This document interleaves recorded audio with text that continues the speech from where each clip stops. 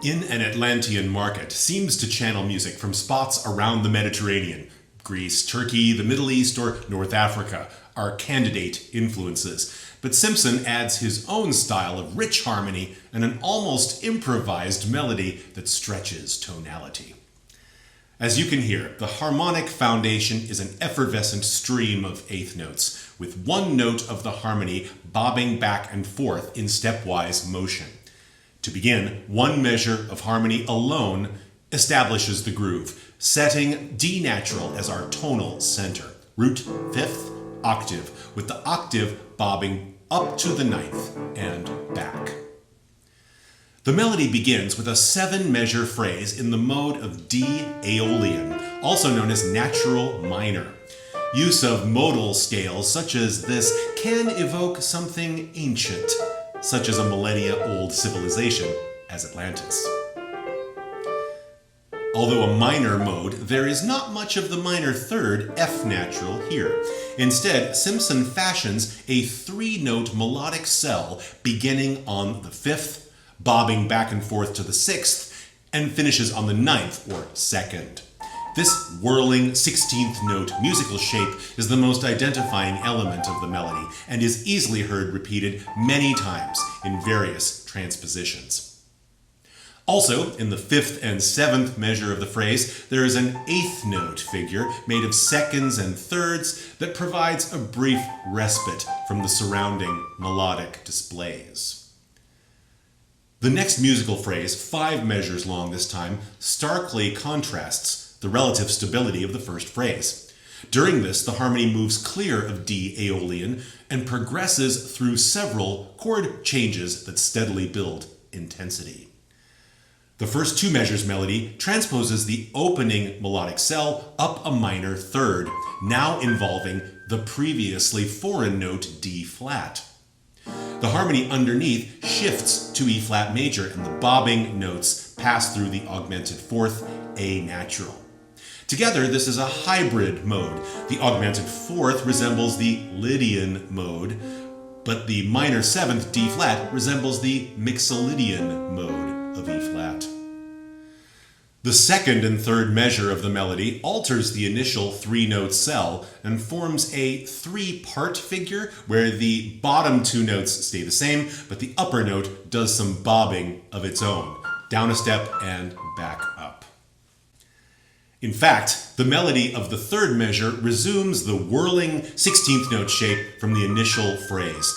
During this, the harmony shifts subtly by moving the previous B flat to C sharp. This intensification, becoming E flat 7, flat 5, suggests a whole tone scale with the added neighbor D natural in the whirling melody above. The last 2 measures of this phrase see a final shift to A major harmony, the dominant of D.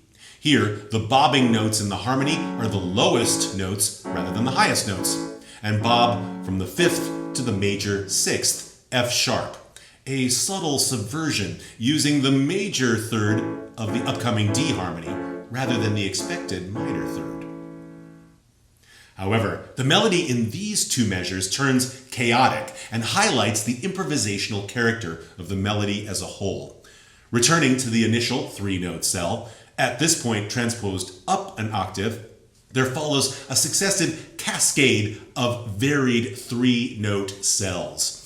These shapes have little regard for a key and seem to be based on a comfortable shape of the organist's hand, rather than a sense of tonality.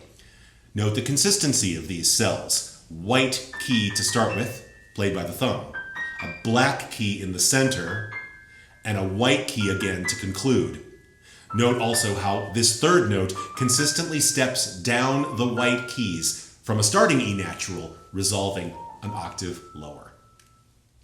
From this resolution, highlighted by the sudden absence of the harmony underneath, the initial 7-measure phrase returns.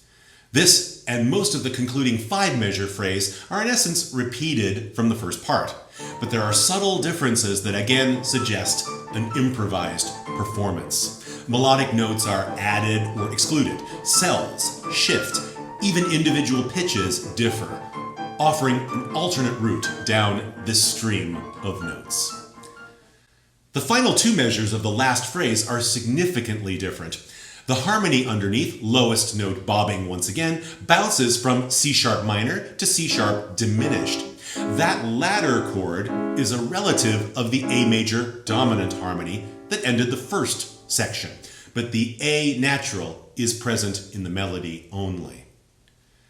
Speaking of the melody, here is a variant on the cascading cells from before, and once again, the general shape of the hand creates the various cells. Unlike the earlier cascades, these cells transpose themselves more literally, if still imperfectly, as they fall. The scene in The Underwater Menace uses the music described thus far, just under a minute's worth, ending with the melody's final E natural. The tape of that music, I believe, was made into a loop, and so is heard 2 further times. In between loops, the melody stops abruptly on the E natural. There is a somewhat unmusical pause. Then it resumes from the beginning. I have opted in my arrangement to repeat the whole thing just once more and smooth out that gap in the loop by aligning that final E natural with the restart of the opening groove. Finally, to fix the lack of a proper ending, I conclude the piece with a musical button, a repeat of the final E natural atop a firm finish using the original D harmony.